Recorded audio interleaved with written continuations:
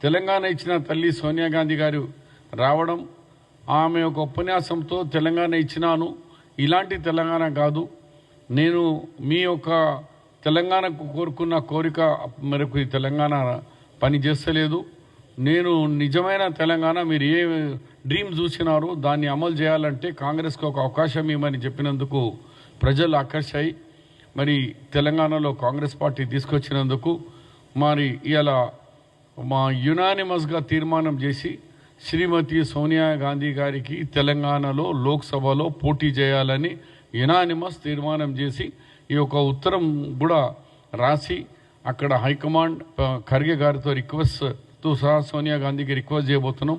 దయచేసి మీరు తెలంగాణలో పార్లమెంట్ ఎలక్షన్ పోటీ చేయండి. గతంలో కూడా శ్రీమతి ఇందిరాగాంధీ గారు మెదక్ పార్లమెంట్ నుంచి పోటీ చేసినారు.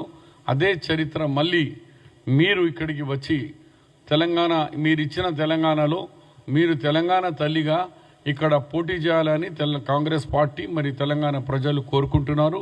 దయచేసి మా విజ్ఞప్తిని మీరు స్వీకరించాలని ఇక్కడికి రావాలని యునానిమస్గా పిఎస్సి కమిటీ తీర్మానం చేయడం జరిగింది.